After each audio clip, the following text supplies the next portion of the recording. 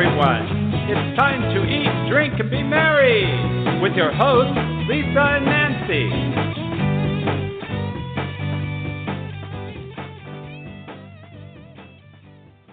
Welcome, everybody. It is time for a wonderful wine adventure on today's Eat, Drink, Be Merry show here on Big Blend Radio. We're featuring travel writer Linda Kissam, the food, wine, and shopping diva.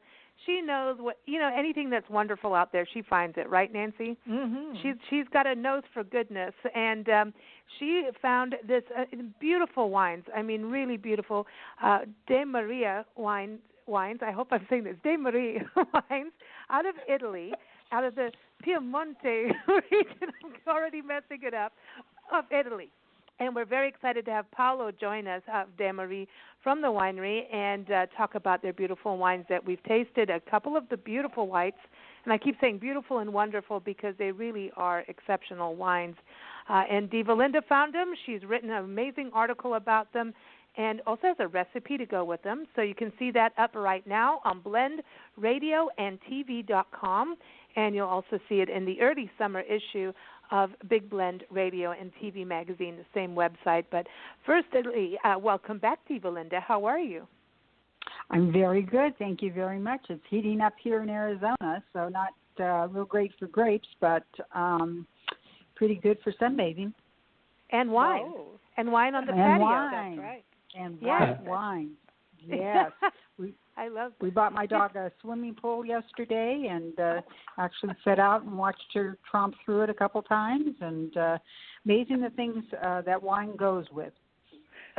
See, wine goes with dogs and swimming pools. Yeah, well, you see, we're here in 29 Palms, California, out in the high desert by Joshua Tree National Park, and Nancy and I have been enjoying these Demarie wines outside on the patio. Beautiful sunshine and a fountain. It's a homestead in here. And it's just a beautiful setting for wine. But let's find out what's going over in Italy. Welcome, Paolo. How are you doing? Uh-oh, Paolo disappeared. I'm fine, thank you. I'm here. Good, good. I'm here.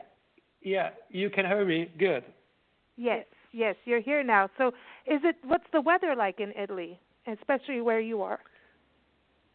I'm on the north part of Italy in Piedmont, so it's close to the French border. The weather here is full springtime. Beautiful. Nice. Sure. Do you have flowers? And do you have special flowers that bloom at this time of year? And do you look at the grapevines, all the little new green on the vineyards? Yeah, there's really so many different flowers, different color. Our vineyard are also in organic, so we have a lot of green. We have a lot of flower all on. This is the best, I think, time of the year because it's really like the natural explosion. Cool. Very nice. Very nice. nice. Wish I was there. Yeah, that's wonderful. Paulo, can you tell us a little bit about what you do for the winery, or what you do at the winery? Yeah, I'm one of the owner of the winery. It's a family company. That's me and my brother Aldo, and we share our passion in the wine business. Means the winery started with my grandfather about 120 years ago. Then passed to my father that is still alive. He's 84 years old and in good shape. And now that's me and my brother. And I'm more like on the commercial side, but I'm also a winemaker. And my brother is the one that really work in the vineyard, and both we work in the winery. Okay, excellent. Very cool. Yeah, so nice family business, brothers. I like this. So, and you say that it's organic, then I think that's something that's very important. Diva Linda, you talk about typicity in your article. Now, did I actually pronounce that correctly, or do I need more wine? No, that was good. That was good. Well, typicity is a new word that I gained a couple years ago, and I was at a seminar and one of the winemakers used it, and I was fascinated by it because you could say typicity, you could also say typical, I think. And in this case, so what we look for, at least what I look for, is when a wine is crafted and we're drinking it, the most of it is, do you like it or not? I mean, that's honestly it. If do you like it, would you buy it again? But the other things we look for is we want to see if the wine is, does it have an emphasis on local terroir? Does it have the characteristics of its native vines? Is it typical for the area? And if you get a wine that has this typicity, then pretty much you're going to see that the signature characteristics of the grape come out in the wine. And I don't know, that's quite a pleasure. It's just, I can taste, Italy. I can taste the Piedmont district as compared to maybe Napa Valley or the New York wines or whatever you're used to. That's part of your journey as you go through wine, is to begin to understand why wines taste differently and what they should taste like. And so in this case, these wines are just beautiful examples of where they come from. They've not been, my guess is, Paolo can tell us this, but my guess is you don't mess with them too much. My guess is the grapes tell the story, and then you just sort of let them be who they are under careful management, because these grapes are not, these grapes, the wines that come out are just so elegant and beautiful, and they're fragrant and not overwhelmingly fragrant, but fragrant enough to. I hate tasting a wine that doesn't have a nose on it, and these wines have beautiful noses, and what they promise on the nose, comes to the palate. So I like these wines a lot. So I was really. Mm-hmm. And I know that are you biodynamic, Paolo, or just organic? Do you do biodynamic stuff, or? We do a little bit also of biodynamic, but we are not certified as biodynamic. Okay. And Linda, thank you very much for what you say, because that's really one of the big points that I want to highlight, is that we produce only indigenous variety. Means that in our winery, we do not grow any international grape that I like also, but we do not have something like Chardonnay or Merlot or Sauvignon or something like that. But we only grow what is really characteristic and what born and has very deep root here in the soil. So in our production, we have something that I think really represents the terroir, the history, and for sure the area where the wine are produced. So they are very particular. As you say, sometimes the pronunciation is difficult, like Arnais, but I think people want to try something different in their life, and that's a good white wine to try, because has a great personality, but is very approachable. So at the end, it's something that I think people will love it. One thing I thought that when we were tasting them, I was really surprised. Our wine came from Italy, and we're sitting there going, we got a delivery from Italy. We like that, right? Yeah, we do. I know. And so then we let the wine sit a little bit, and we're like, it's not red. Maybe we don't have to, but we wanted to drink the wine right as it got delivered. But we were very good, Paolo. We thought, okay, it's had a journey here. And I was really, really surprised by both of them, because I expected them to be very, very sweet, and they weren't at all. And I wanted to say, especially we had the Moscato dAsti yesterday. We had it with a little caramel popcorn. It's really good. And it's really nice to sit outside and enjoy sunshine. It's beautiful spring brunches. I would think for a spring brunch, this is, I would trade this in for my champagne, honestly, because it wasn't sweet. And normally I'm not always drinking Moscato, but you've changed my mind. I'm just going to tell you totally changed my mind, because this had so much balance, and it wasn't over bubbly, it wasn't overly sweet, yet it still had the fruit. Yeah, it was very light and crisp. And crisp, and at the same time balanced, and you still, the fruit was there. I really felt like I was out in the vineyard, like eating grapes, and it was just that. It's like the perfect apple when you find the perfect apple. Thank you. Yeah, it's a lot of times when you drink wines like that, there's that it kind of gets you at the back of the throat. Perfuming. And so I really like it when we can have a wine where that doesn't happen.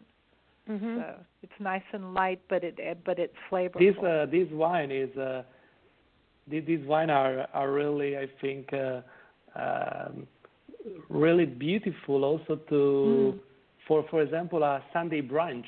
I love to have Moscato with my family for the Sunday brunch. You know, when you take your time, you are relaxed, and maybe you do something like I don't know, scrambled. So maybe something more salty, so some bacon and so on. This is a beautiful wine to pair with, and in the same time, when it's very hot, so mostly in summertime, Moscato do not have a very high alcohol level because it's only about 6% in alcohol. So it can be a good wine to drink instead just drink water or something. I like that. Replace your water with wine. Yes. Something that could work. I'll toast to that. Yeah, well, that's really great. I think also sometimes when you have a group of people and you're trying to find a wine that everybody can enjoy, that can be difficult because inevitably you'll have your novice drinkers and then you have your more experienced drinkers, and your novice drinkers can't take the most champagnes, that are brewed or dry because it's just too much on their palate. It's like the bubbles overwhelm things, and it's sort of caustic tasting to them on their beginning journey. Now, as your palate matures, just like your palate matured when you were a child. Remember when you used to just have sweet tarts and really, really, really sweet cheap sorts of candies, and then as you got older and you could afford better and better, then eventually you get to Godiva and some of the other nice ones, some of the Swiss ones as well, chocolate. So in your wine journey, when you're trying to find a wine that everybody can enjoy, this is a really, really good one. It doesn't have a lot of fizz to it. The bubbles are fine. They're very fine. They're very easy on the palate. It's not all that sweet, but it does have a touch of sweetness, and you can pour quite a bit of this, and people aren't going to be falling over the rails. I'm thinking myself coming up. We'll be on the boat here pretty soon. We have to find things that keep people, in the boat or on the boat and not over the side. So, with the alcohol level, you could probably have twice as much as you might have with a regular champagne. But this is really a really super, super good wine. It's we served it with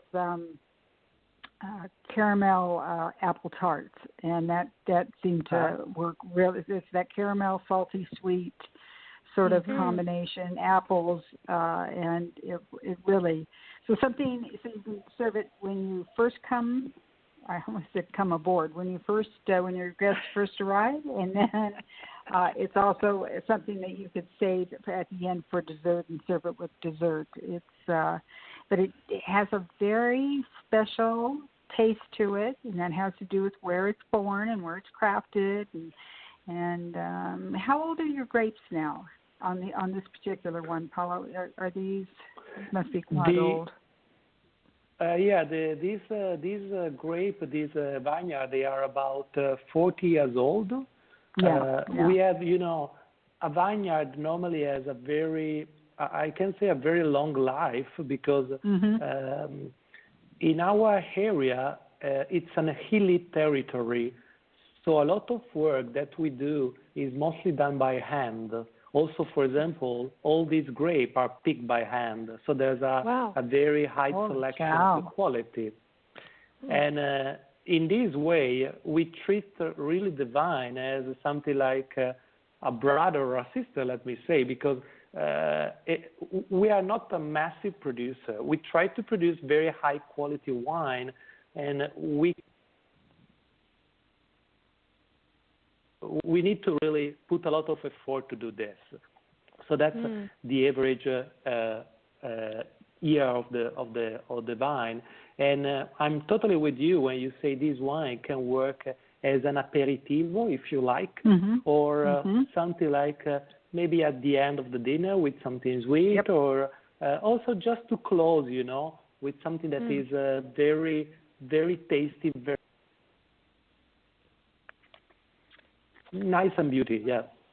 I think it's good for date night, especially with the first date, and then, because you don't have too much alcohol. You must be aware on your date. Yeah. Well, this is the aperitivo for the date. Yeah, that's it. It's good for a little romance here and there, And I think, Mother's Day is coming up, so Diva, Linda, Nancy, both of you being mommies, wouldn't you say, this would be an excellent you better choice. Yes. dial, start ordering, because we can buy this on your website, right? If everyone goes to demarie.com, that's DEMARIE, demarie.com, they can order right there. They can, yes, they can buy directly from us, or we also have an importer that is based in Atlanta, Georgia, but we have a quite good distribution both on the East Coast and both on the West Coast. So you can buy directly from us, or you can just look at the distributor side, because that will, you will save some money for the shipping and so on. So that's a way that you can also do. Okay. And also restaurants, I believe restaurants, and everyone, tell your restaurants to order it, if you can. And I know right now we're getting mostly our food is, if you're dining out, you're getting it in a box outside the restaurants. A lot of restaurants are giving you wine with those boxes. So I'm just saying it's not all over, and things are looking a little up for us all. I did want to go to is it Arnis, the Roero Arnis, the Arnis grapes, because that's something I've never heard of. That's a new one for me, and I like these grapes, and I like the wine from the grapes even more. Yeah, that is also this is also an indigenous variety. Arnese is also a very old variety, but the beauty of this grape is that this grape only grow in my region. So if you move, or if you visit, let me say, Tuscany or Veneto or the area of Rome or Cinque Terre, whatever, this grape will not grow in that area because it's very specific. So the production that we do, it's very low, and the number are very, very low as well. So this is something very unique. It's not so easy to find Arnese because, again, the total production is not huge, it's not massive.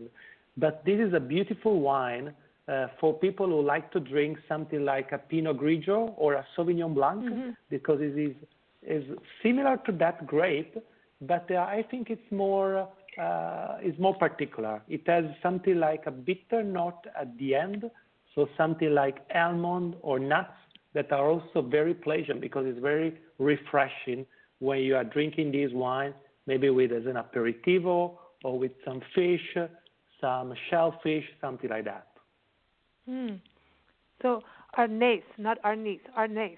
Okay, I got to get Arnese. That right. Correct. Arnese. Yes. But this is so interesting, because you never hear about this, right? Diva Linda, you did good. I know. What lucky me. Well, when they have limited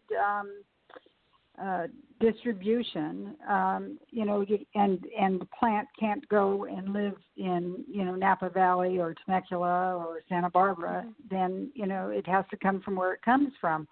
And I certainly have had wines where people have snuck, the roots and tried to grow vines in the wrong area, and it gets real complicated. They take on if they survive, first of all, they just take on a different taste. That's just the soils are different, the water's different, the time of day is different, everything's different. And so this is where people, I should tell you, as you on your wine journey, these are the types of things that you should be looking for, are the wines that come from where they're supposed to come from, and and taste the difference. You know, a Chardonnay from France is much different from a Chardonnay from, say, the Napa Valley or anywhere else. I mean, it is, and you ought to have the opportunity to taste the wines where they came from and how they were meant to be. Not that you might not prefer a California Chardonnay over let's say a New York Chardonnay. That's totally correct. Yeah. It's just different, and you ought to. And so I'm hoping that people who are hearing about these wines will read my article and maybe order a case of it. You won't be disappointed. I can tell you that. This will be your people who come visit you will ask for these. We have some of that. I thought that was pretty darn good, and whether they have it just for a welcome glass or something. I paired the Arnez with clam chowder, and I thought it was really excellent. I thought it was just like, and a shrimp salad. Wow. I thought it was just, I thought that was a perfect combination for me. Once again, wine is subjective. You might like your white wine with, beef. Whatever makes you happy is good. It's good for me. But these, in particular, these wines are just really, really special, and I really hope that everybody gets a chance to taste them. We had it with cheese that had some peppers. It was, and yeah, it was really good. It was like the kinds of like cheeses and sausage and crackers you get from like Sonoma. The what do you call it, David? Yeah. You know what I'm talking about.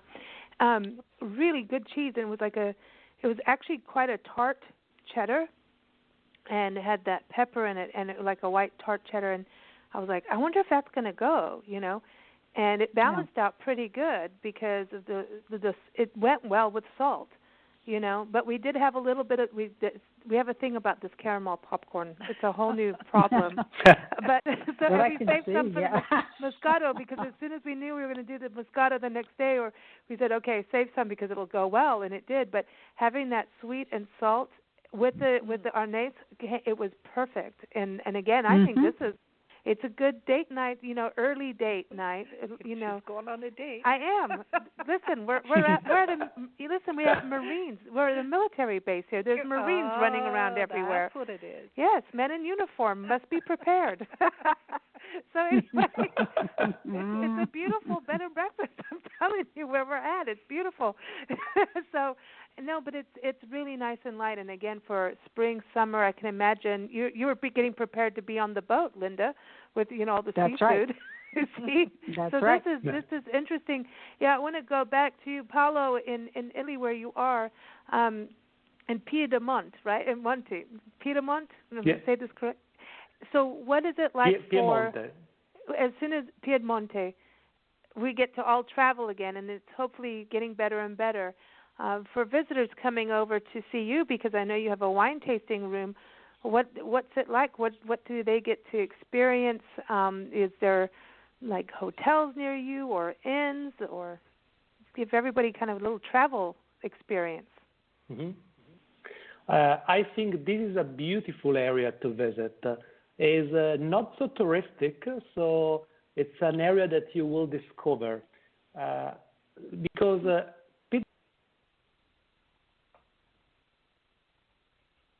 Italian tourist trip where normally you have Florence, you have Rome, and maybe you go to Venezia or Cinque Terre. So just to give you an idea, we are not far away from Milan. It's only 1.5 hour drive in southwest direction. And this is a beautiful area with a huge number rated started restaurant. So we have about 27 star Michelin restaurants in the area, and in the area means in like 20 square miles. So here the quality of the food and the quality of the wine is just awesome. And Piedmont is also very well known for truffle. So the best time to visit, it will be probably September, October, November. Alba is a small city that is very close to me, only 3 miles far away, Alba is the international capital in the world for white truffle. So we have a manifestation that is 1 month long, all October, all the weekend, and here you can enjoy probably the best truffle in the world together with some great. We present two white, Moscato anise, but this is also the area of important red, something like Nebbiolo grape, like Barolo, Barbaresco, Roero, and so on. So that's really I think it's something like Tuscany, but you will not see so many tourists as there's in Tuscany. So it's something more typical, more characteristic, more true, more true. Diva Linda, I know where you're going next. After your boy, oh boy, I missed that when I was in that area. Doggone it! Well, these are the lessons you learn. Can you describe your tasting room a little bit more?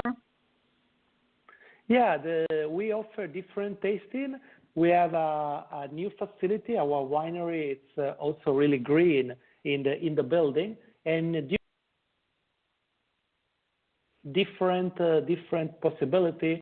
So we propose normally wine together with salami and cheese, so something that is also in our classic dishes. Oh, wow. Yum. How many wines total do you make? In total, we have 12 different labels, and we produce wine from 5 different grapes that grow in the area. Wow. 12 different labels. And what is your, how many cases a year do you make? We are, in this area, we are considered something like a medium small company, and we produce about 15,000 cases a year, all the wine together. Okay, that's a nice size. It's not too big, so that I think the bigger wineries sometimes lose their originality, and too small, sometimes you just don't have the money to put into the process, the great process in the winemaking process. So medium is good. Good for you. Mm-hmm. Smart. Mm-hmm. Very smart. Yeah. Thank you. Very cool. I like it. Wow. Wow, I'm all ready for this. Now, everyone, also with Diva Linda's article up on blendradioandtv.com, she has one of the winery's recipes for risotto with anise and chopped hazelnuts. So you're going to want to check that out, because who doesn't love a good risotto? Risotto, as Seinfeld, the TV show, proves, risotto is very good if you want a little, little romance. I'm just saying. Boy, so everybody, you've been... I'm just saying. But before we all go, when we talk, especially, globally, having these conversations are so important as we move forward, from this, the COVID-19, situation. It's not been fun, I know, especially for Italy. You've had a rough time of it. America's having a rough time. The world has and is. But looking forward, we're looking forward to a future of traveling again and seeing each other again and hugging and, being around closer than 6 feet away, being able to be free with our wine. Yes, I can't wait. I want to go run on the beach with a bottle of wine, but don't spill. So let's look at the future, and on the positive note, just close with a toast. What are you happy for? What are you looking forward to? So let's start with you, Paolo. What are you toasting to? I'm toasting to this life. I'm toasting to my family and to our business. You are right. The situation is not easy, but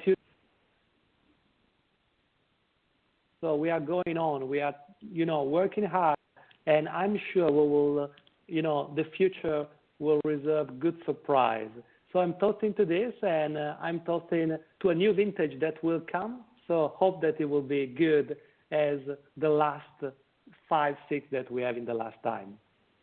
Excellent. Well, toast to you. Mm-hmm. Now we need more wine. Thank you. Diva Linda, what are you toasting to? So I found this yesterday, and it's It is a toast. So here it is. It's my wish for all of you today. May the nourishment of the earth be with you. May the clarity of the light be with you. May the fluidity of the ocean be with you. May the protection of the ancestors be with you. And so may a slow wind work these words of love around you, an invisible cloak to hold your life during these difficult times. Nice. Wow, Diva Linda.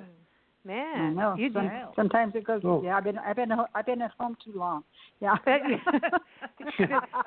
Well, bless you? Did Muffin get to hear this? Muffin, the dog in the baby pool.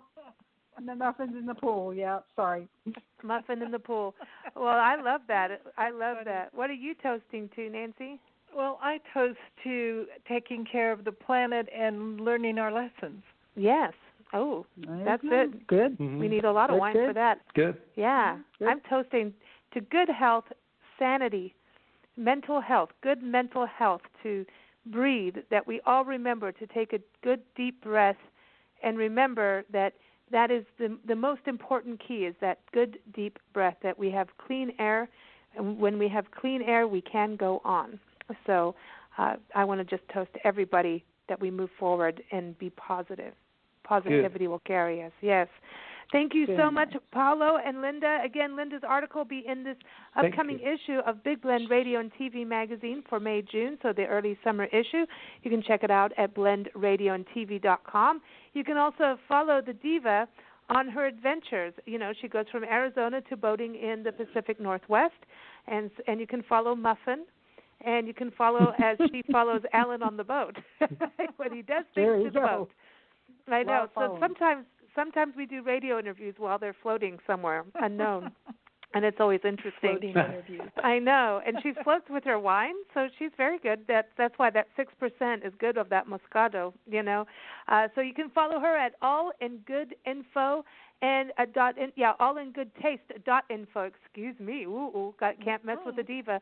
And then, are you going to continue your blog, your Pacific Northwest blog, as you travel, Diva Linda? Yep, so that starts up the minute I get there, and generally the first story is about Return to Pike Place Market. I just love that place. Whoever put that together really was smart, really smart. So they've added a little bit. They've added a couple new things, and they should, hopefully when I get there they'll be back in business. Who knows? So we'll see. Excellent, and that is pnwtourist.com, right? That's right. Mm-hmm. Pacific Northwest Tourist, PNW. Oh, see? Yep. See, I was in the 6% there. There you are. My brain going. All right, and of course, for the wines, go to demarie.com. That's DEMARIE. Is that right? I got that right, Paolo? Perfect. Yes. Thank you very much. Thank you, Lisa. Thank you, Linda. And thank you, Nancy. That was an awesome opportunity. Thank you. Thank you for joining us. We're going to close with Diva Linda's Bossa Nova song, because she's the diva. Yay. And this is written by her son-in-law, Micha Schellhaas, who's just down the road from us here in the high desert. And he's been doing live concerts, YouTube and Facebook streaming concerts and online. So if you want to watch him and another cool dude play, it's great. It's great fun to watch. Go to MichaMusic.com or find him on Facebook, Micha Schellhaas. Follow him on YouTube as well. So here it is, the Diva Bossa Nova. Take care, everybody. All right. Bye-bye. Bye-bye. Bye.